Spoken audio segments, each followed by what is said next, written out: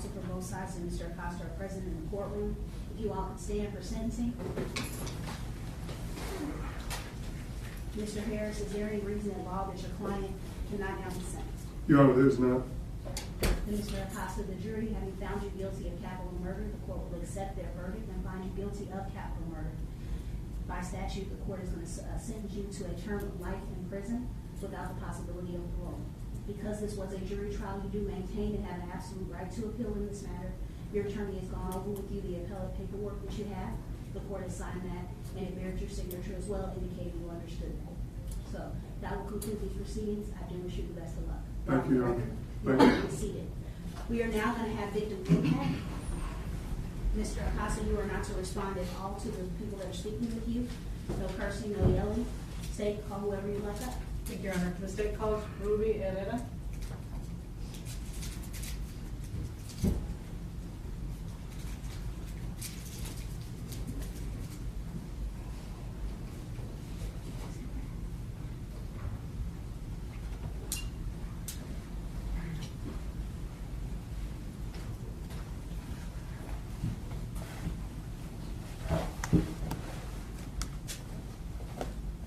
You may proceed.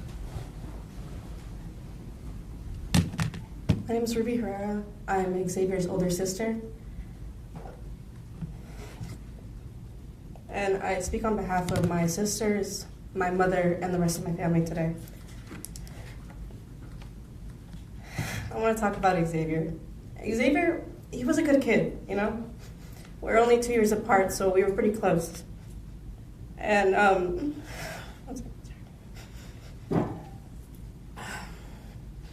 you know, most siblings, like younger siblings, they don't want anything to do with their older siblings, especially when they're in school together. But not Xavier. He would, like, if he saw me in the hallway, he would still come run up to me, hug me, say hi to me. He would, like, you know, normally they don't like to do that, but he did.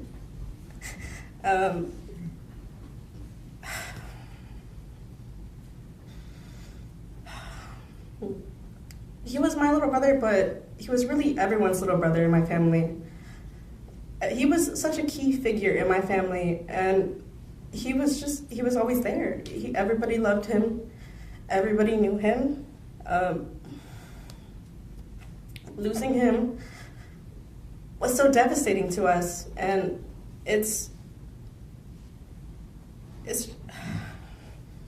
we didn't realize how much of an impact he had until we lost him. He left behind me, my younger sisters, and my mother. And especially my grandpa. He grew up on the ranch. That was his life. That was what he mainly did. And now my grandpa, he does it all on his own, because he was the main one that helped him. But that night that I found out constantly replays in my mind so vividly. From the moment that I got the call, from the moment that I went to the gas station, from the moment that we had to tell my grandma what we found out, and the wail that she let out when she found out constantly replays in my mind to this day, a year later.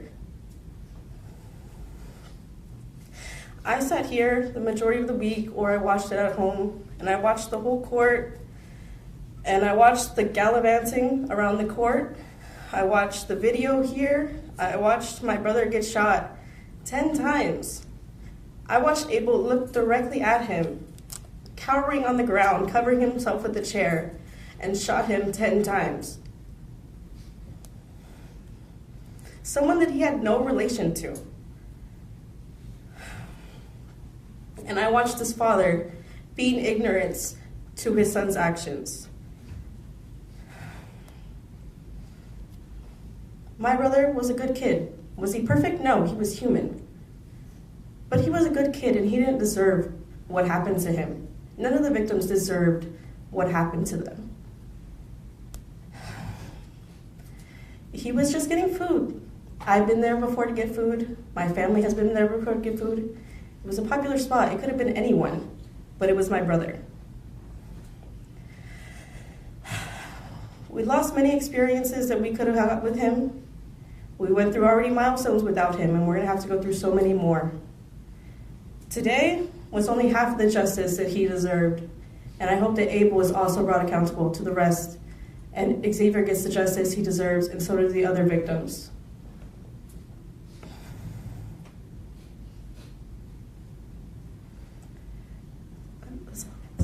Thank you.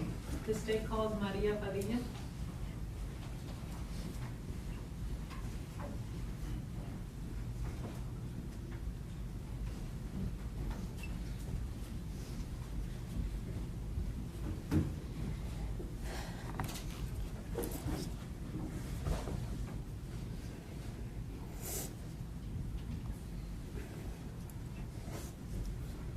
Rafael was one of the sweetest, funny boys you could ever meet. Anyone that ever knew him has always spoken so well of him. Always very respectful to anyone he has came across with. Not in a million years did he deserve what your son did, along with the actions that you took to aid him.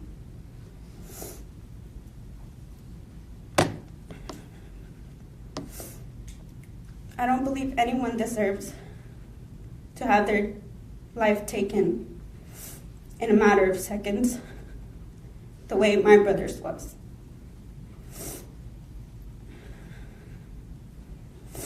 Rafael no longer has the option to experience or enjoy new things in life. So why should you? That night changed our lives forever.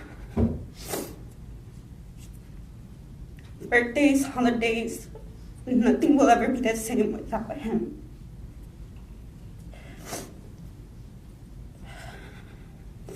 We will never get the chance to hug him or see his infectious smile that everyone has always talked about.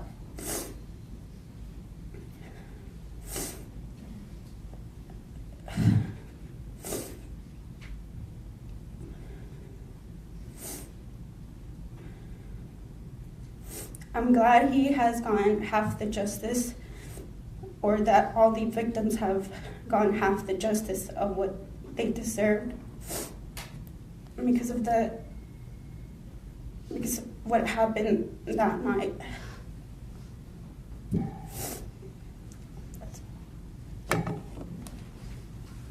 Nothing further from the state, Your Honor. I'm sorry.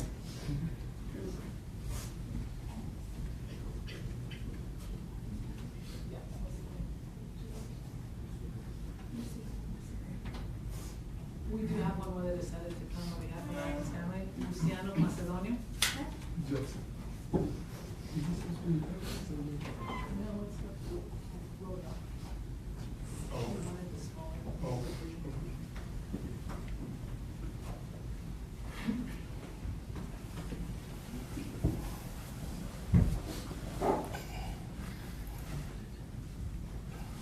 Hola, mi nombre es Luciano Macedonio, soy el tío de Ivan Noyala. No hablo inglés, es malo mi inglés. Voy a tratar de decir quién era Iván para nosotros. Era un soporte para su mamá. Yo quién era para él, era un tío, el tío que estaba atrás de él. Platicábamos, hablábamos. Tengo buenas memorias de él. Nada más le dejó un hueco a su madre. Era un soporte para ella porque él se preocupaba si su mamá comía, si su mamá estaba bien, si su hermana. Solo también quiero decir, solo fueron 3 víctimas ahí.